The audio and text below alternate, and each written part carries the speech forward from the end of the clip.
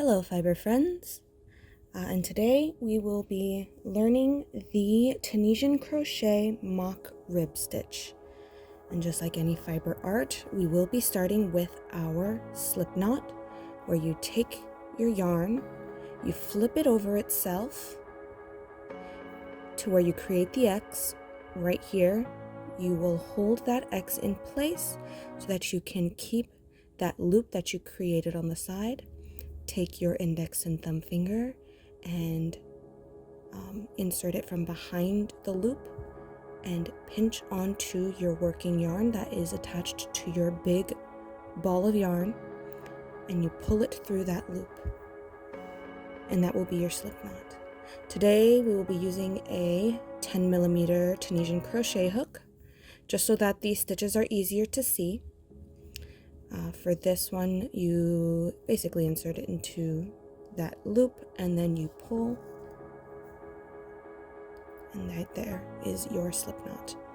Now this stitch does require multiples of 2, and then you add 2 stitches into whatever number you get to. So as long as you want it, as long as it is a multiple of 2, then it is fine. Today I'm going to be working 10 stitches, which obviously is an even number, so you can definitely do 2. You can do as long or as short as you'd like, but today we are doing 10 stitches. Now to do that, we will start with our chains. To make chains, you will take your working yarn, grab it with the crook of your hook, and pull it through that loop, and that is your first chain. We'll show that again. You will grab your working yarn with the crook of your hook and then pull it through the loop, and that is your second chain. And we will continue until we have 10 chains.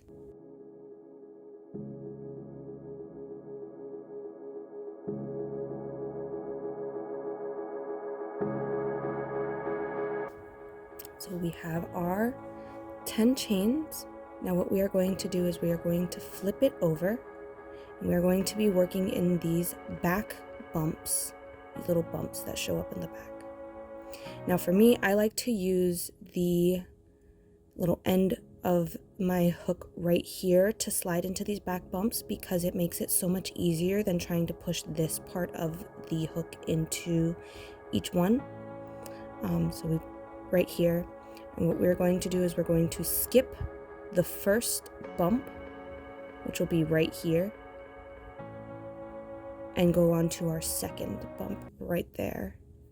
So you insert that tip of your hook in that bump, push it through, you take your working yarn and yarn over your hook, and with the crook of your hook you will pull that through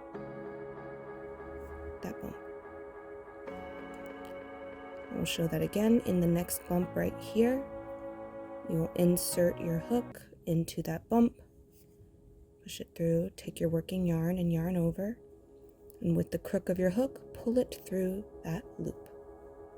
And you're going to continue all the way down to your last little bump.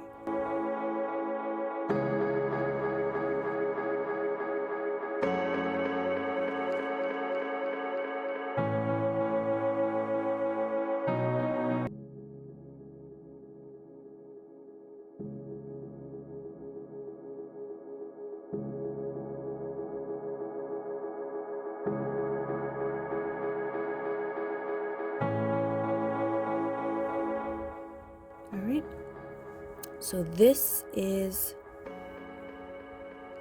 what it will look like, and this is where you will make sure that you have all of the stitches that you had wanted.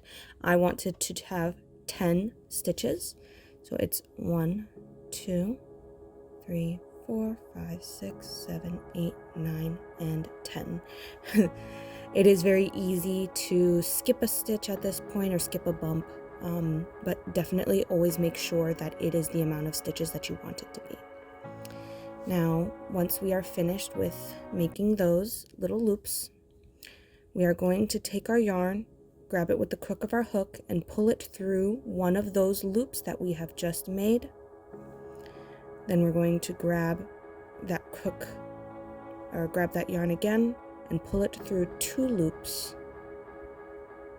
And we are going to continue pulling through 2 loops all the way down until you only have 1 loop left on your hook.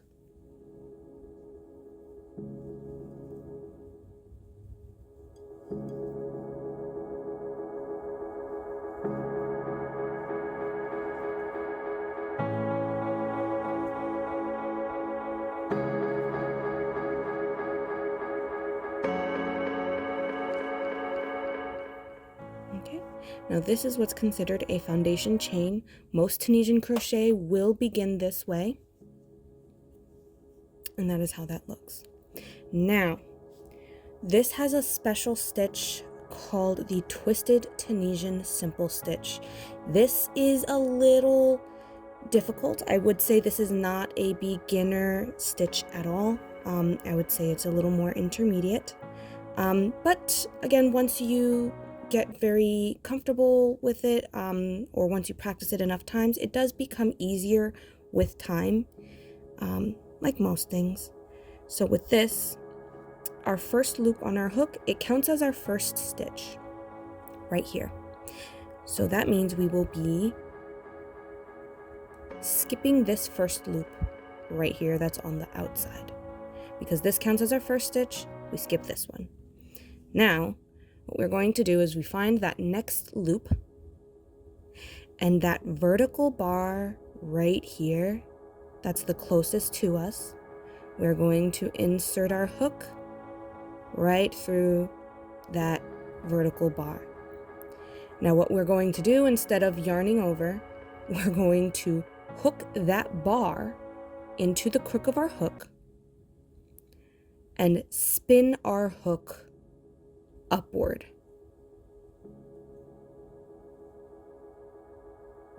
That way this is now twisted. You see that twist that it just created. Then you will yarn over your working yarn with the crook of your hook, pull it through that loop we just twisted. Then the next stitch will be a regular Tunisian crochet simple stitch, where you find that next loop right there, and the bar closest to you, you will insert, yarn over, and pull. This is going to be alternating. So let me show that twisted stitch again, where you find your next loop, and you will insert your hook in the bar that is the closest to you. You will insert it right there. Grab that bar that you just inserted to with the crook of your hook and twist it upward right there to cause that little twist there. Yarn over with your working yarn and pull that through.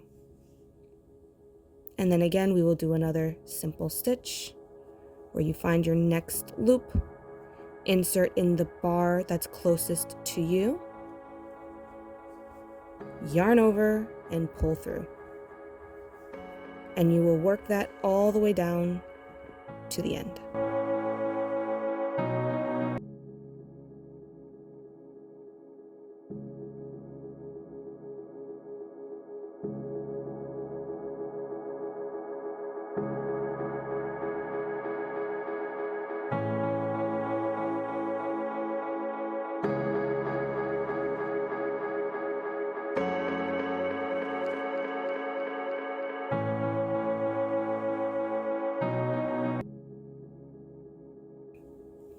So now we are at our last stitch at the end. Now it's always going to look a little funky, but what you are going to see is the loops that we have been seeing throughout the entire thing, and an extra bar of yarn on the most outermost part. Now what we're going to do is we're going to work into that stitch right there, right? The hole, so that these 2 bars are on the outside. So you push your hook through, yarn over, and with the crook of your hook, pull it through that loop. And this is how it should look so far. Now what we're going to do is the same back pass as before. We're going to grab the yarn with the crook of our hook, pull through one loop, then we're going to grab that yarn, the working yarn, and pull through 2 loops, and we're going to continue to pull through 2 loops until we have only 1 loop left on our hook.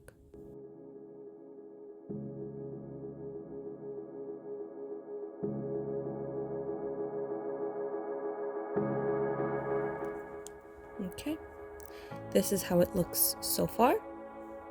And what we're going to do is we are going to do the same exact thing in this next row. Now, again, first loop on our hook counts as our first stitch, so we skip this first loop here. So this little loop right here, the next one right there, with the bar that's closest to us, we will insert our hook into that bar, grab that bar with the crook of our hook, and twist it upward.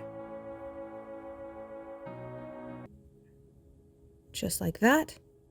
Then we take our working yarn, yarn over, and pull through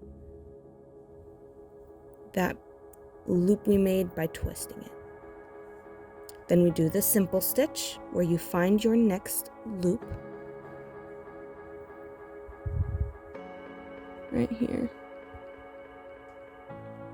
Sometimes they can be a little funky. You can see how this almost goes upward, but if you pull it down, you can see that loop right there. Insert in the bar that's closest to you, yarn over, and pull it through. Then we will do that again, the twisted one first. The bar that's closest to you, you will insert into that bar, grab the bar with the crook of your hook, and twist it upward. Yarn over, and then pull through that twisted loop you just made. Then the next one, the bar that's closest to you, you will insert it right in there, yarn over, and pull through. And we're going to continue that all the way down until our second to last stitch there.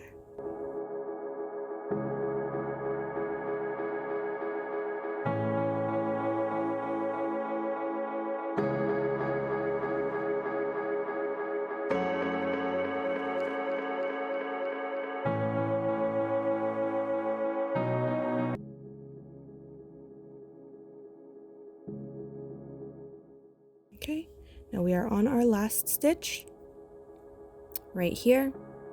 Again, it's always going to look funky, but if you kind of just press it just a little bit right there, you can see that loop and that extra bar of yarn going on the outermost part of your work. Insert inside of that loop so that the 2 bars are on the outside. Yarn over and pull that yarn through that loop. So far, this is how it looks. And we are going to pull through 1 loop. And then once we do that, we will grab our yarn again and pull through 2 all the way down until we only have 1 loop left on our hook.